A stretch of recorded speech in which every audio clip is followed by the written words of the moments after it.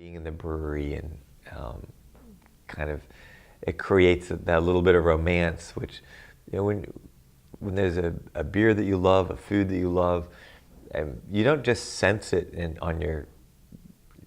your mouth, it's a whole experience. And I don't think I've ever said I feel like I could die.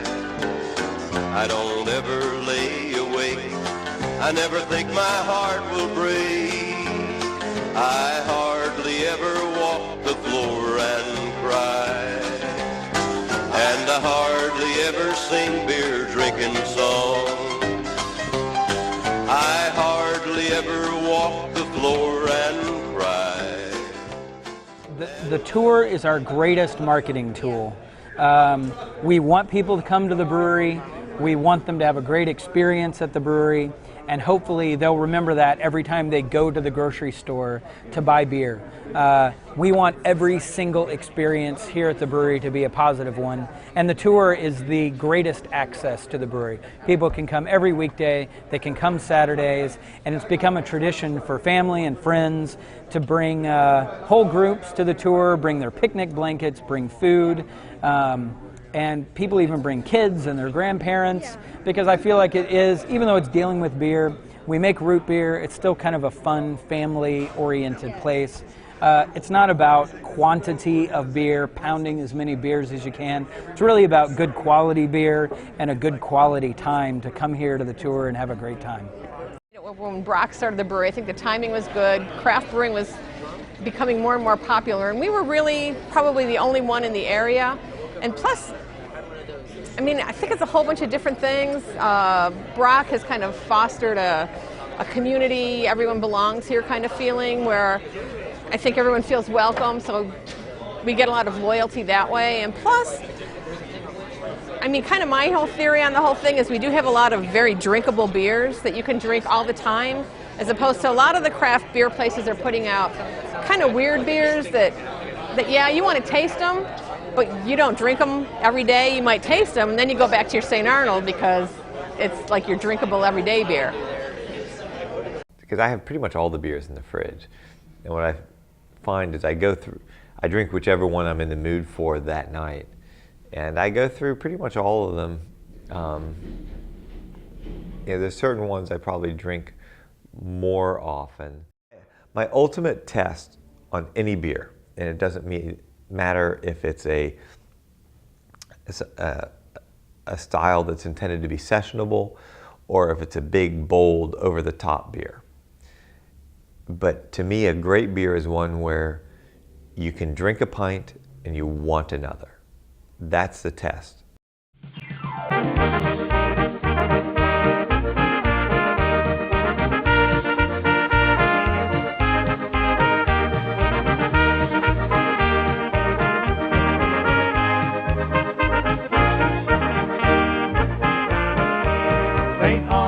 St. Arnold, the patron saint of beer, answer my prayer as I sit right here. I spent all my money, soon there'll be no more cheer. St. Arnold, patron saint of beer. St. Arnold. My big influence was really when I came down to college here in Houston, and on Saturday nights there was no food service at Rice. So we had to go off campus, and I went to Hungry's in the Village, and back then they had this cooler in there, kind of like the type you see in a convenience store, only 2 doors of it. And they had beers from all over the world, and I'd never seen anything like that before.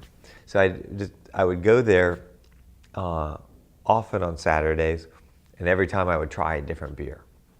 And so that opened up to me this huge world of beer out there, this diversity and flavor that existed. And then a friend of mine, who was also the RA in my college, he was a home brewer, and he introduced me to home brewing. And that's what really put me on the road to opening the brewery.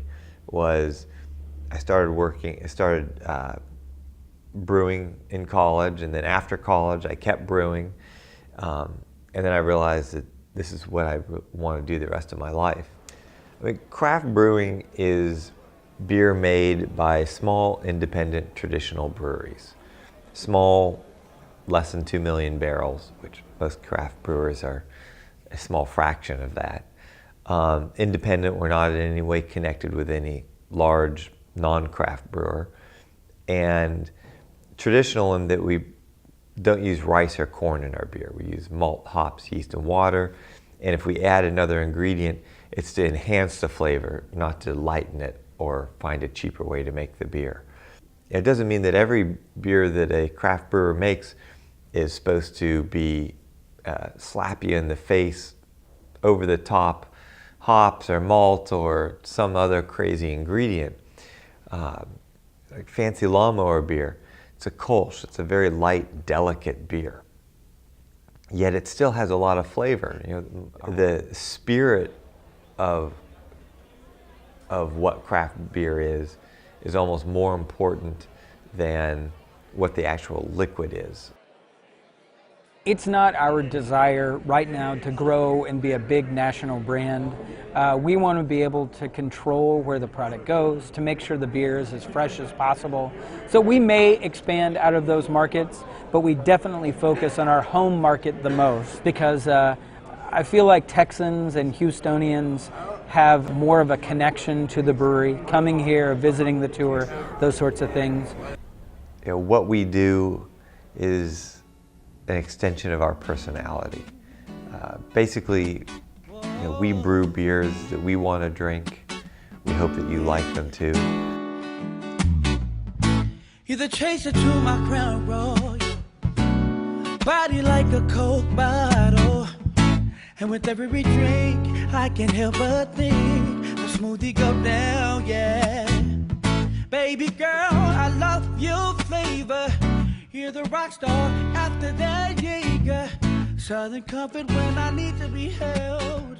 So in love with you, girl, 'cause I'm so drunk off your love, girl. I'm buzzing, and I can't get enough of your love, dear. Sipping you down.